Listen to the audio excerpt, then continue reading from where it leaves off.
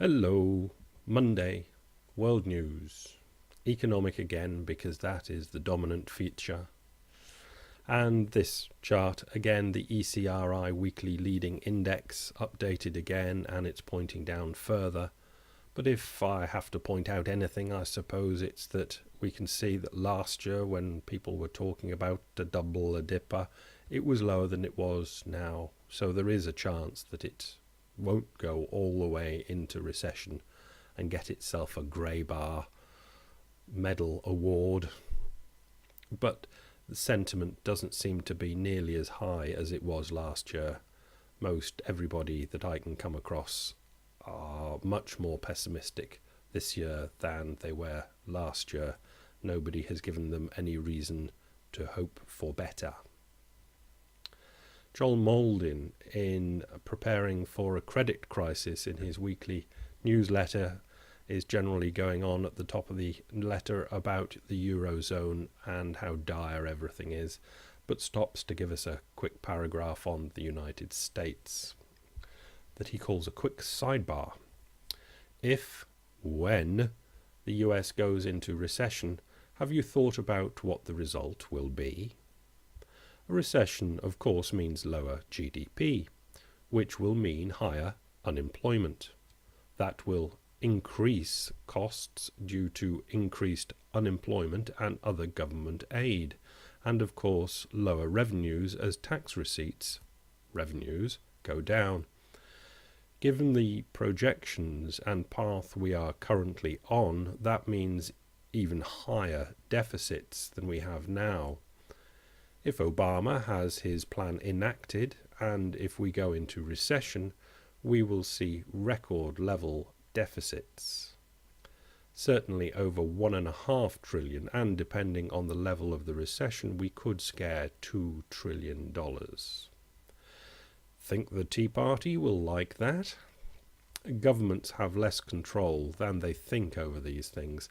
Ask Greece or any other country in a debt crisis how well they predict their budgets. How true, how true.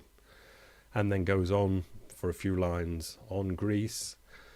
The Greeks were off by over 25%, and they are being asked to further cut their deficit by 4% or so every year for the next 3 to 4 years.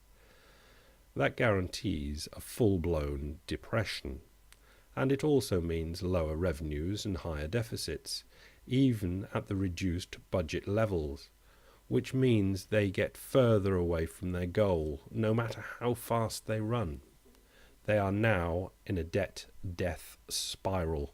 There is no way out, short of Europe simply bailing them out for nothing, which is not likely. It's actually an option. It is actually an option, and one of the better options, because all the other options are horrible. So a quick one on Greece from the Guardian UK. Heather and Helena give us this article, where I've pulled out a couple of paragraphs down towards the bottom, which I think head towards a prediction. The latest sell-off in the financial markets came after rumour emerged that Germany was drawing up plans to protect its banking sector in the event of a Greek default. A series of other key measures, such as new powers for the Eurozone-wide rescue fund, are waiting approval by national parliaments. Waiting approval, waiting for the governments to come back. But insiders say both IMF boss Christine Lagarde and German Chancellor Angela Merkel are both coming round to the view that Greece must be allowed to go bust. The IMF, in particular, is said to have become convinced that Greece's debts are unsustainable. I'm sure they did a while ago. If it passes this week's test, Greece faces another progress check in December. These are the regular checks that the Troika come in and to see that Greece is doing what it said it would do.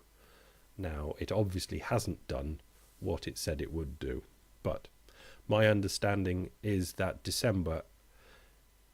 in December it's much more likely the plug will be pulled, said a source close to the Troika. In other words, they might let them fudge it this time, but they have totally noted in that next time it will be totally impossible for them to fudge it.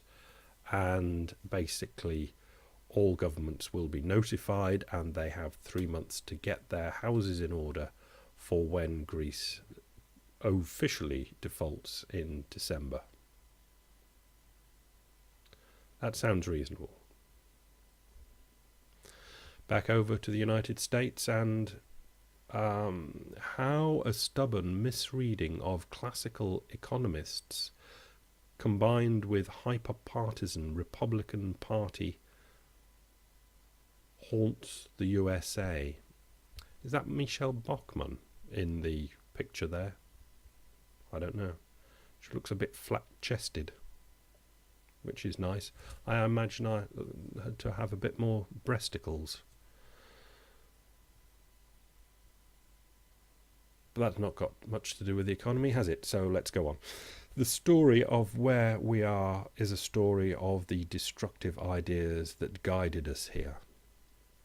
Bad ideas about how capitalism works. Ideas that fail to describe how economies actually function. Have combined with conservative politics to promote policies that stifle growth, redistribute what growth there is upwards, and skew our fiscal outlook and handcuff our policy processes. I'm not going to go into that, but I think we can all note that it's a bloody mess. Consumer credit, United States. On the left axis we have percent of personal income. Percent of personal income at the start of this, 1961, non-revolving credit, in other words mortgages, car loans, but 14% of personal income was going out for that sort of thing. Since the early 70s, revolving credit card payments, how could you do it? Anyway, you did. Went from just about nothing up to 8%, but that's coming down, as well as the mortgage payments are coming down because they're a lot lower. But student loans, which was nothing as early as 30 years ago, is now creeping up and up for student loans.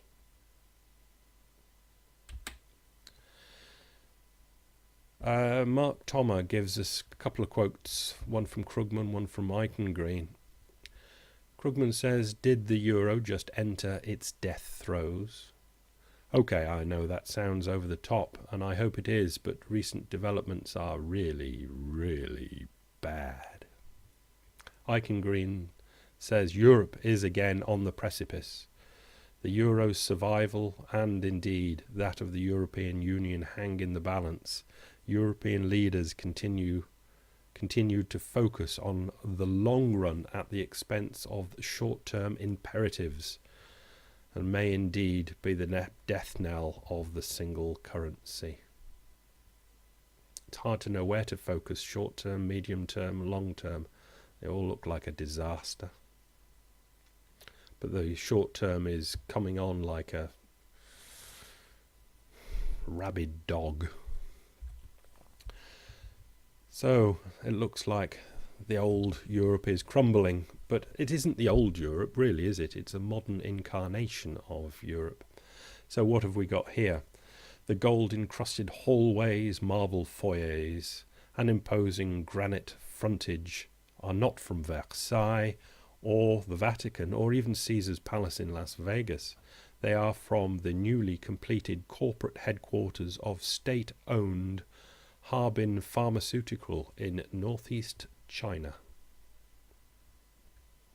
Is this the sign of the coming superpower things, or the sign of people getting a bit above themselves?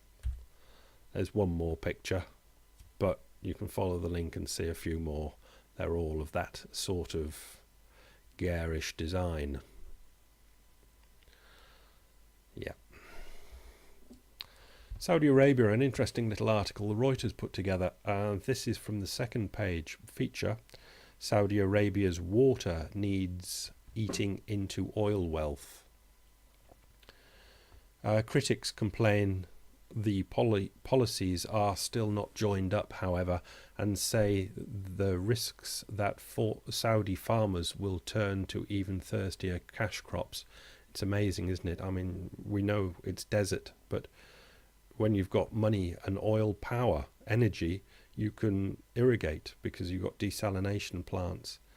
And basically they're using lots and lots of water to grow things. And we come down to the crunchy bit, which is the third paragraph, is it? No, the bottom.